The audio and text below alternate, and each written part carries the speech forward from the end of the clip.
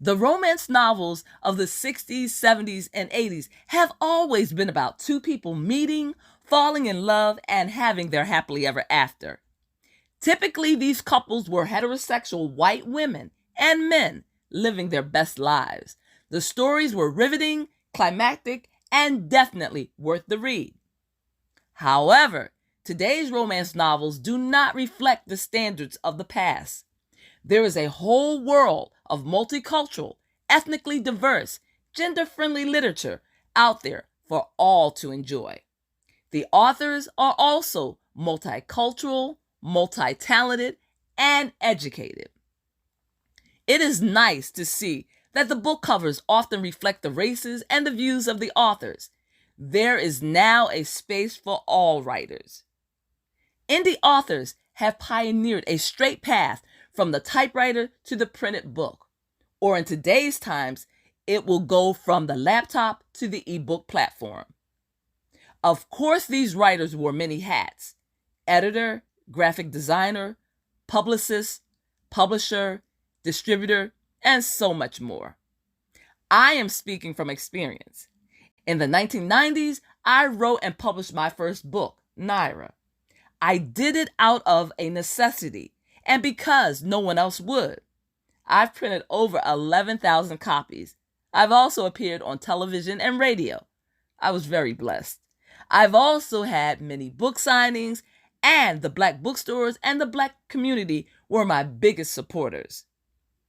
Today's writers are fortunate. They have access to ebook publishing, distribution, audiobook opportunities, and so much more. The savvy writer of this current generation can make his or her writing dreams come true. I believe in the indie world. It has allowed me to create the books I envision, and I can fill them with people and characters that have not been seen in literature before. Today's video is going to deal with one aspect of romance writing. You and I are going to talk about the most important element of the romance novel. Can you guess what it is? I'll pause. Take a minute. Write your answers in the comment section below this video. I'd love to read them. I believe that characters are the crucial ingredient of all good stories. Yes, plot is wonderful, location can be exciting and draw you into a book, but if the characters are boring or cliche, then there is no point in finishing the story. Do you agree or do you disagree? If I ask you to name your favorite couple from a romance novel, can you do it? I definitely can.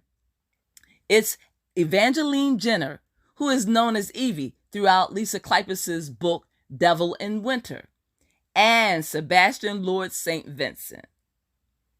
Now, here comes the full disclosure.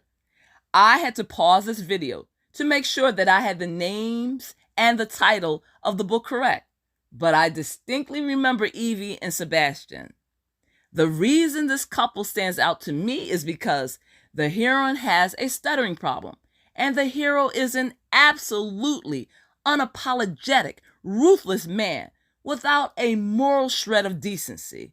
Yeah, I loved him, and I definitely loved reading the book. Lisa Kleypas's Ravenel and Wallflower series are fun reads, and I highly recommend them. As an aspiring romance writer, you want your characters to be unforgettable, which is not easy to do. You've probably read thousands and thousands of romance novels. I know I have. I'm sure by now that many of the characters, plots, and book titles all run together in your head. This is understandable when you binge read.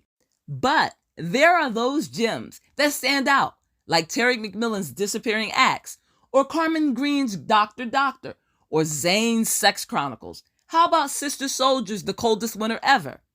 Today, you and I are going to create characters that will be memorable. What I am going to suggest is unusual, and it will be used in addition to your already established writing habits. When developing my characters in the past, I was taught to create a profile, make a list of physical characteristics, You know, race, gender, eye and hair color, height, weight, and so on.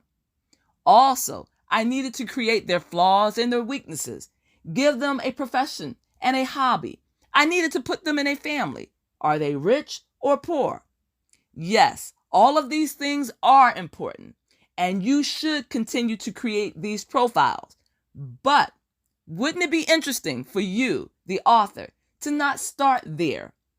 Wouldn't it be interesting if you could do that later and instead engage in the really exciting stuff? Since you are writing a romance novel, the core of the story will always be about the romance.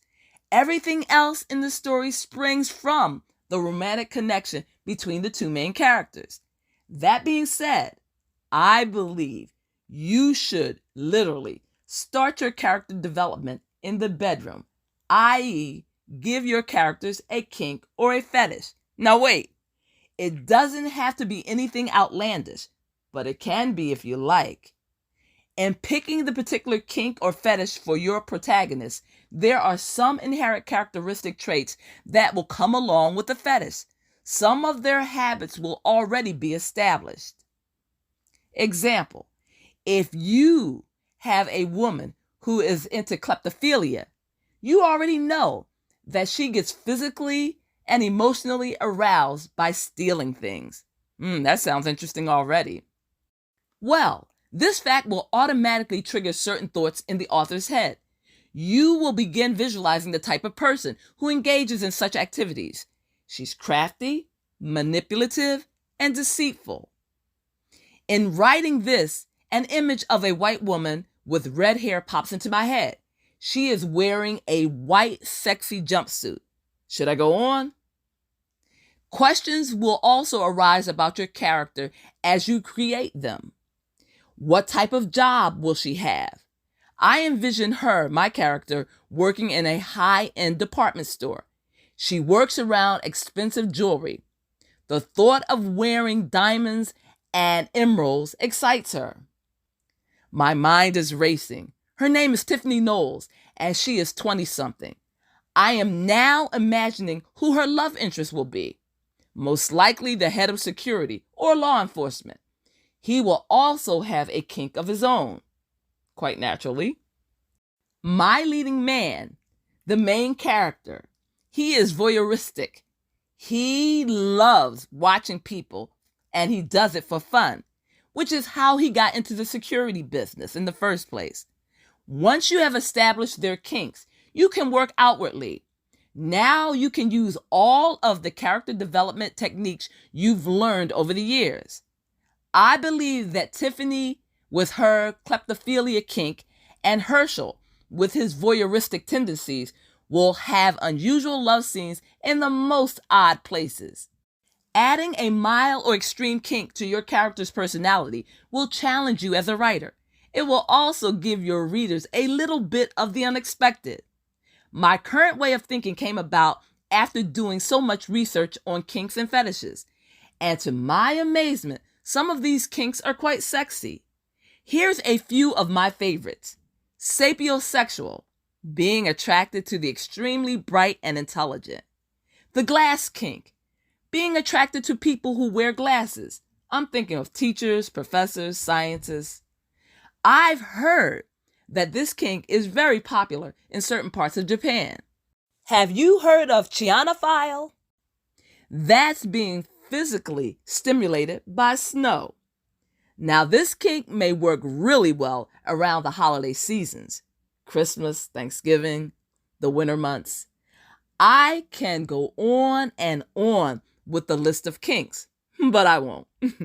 In my phone, I currently have a list of 60 kinks, ranging from the extremely unmentionables to the cute and harmless.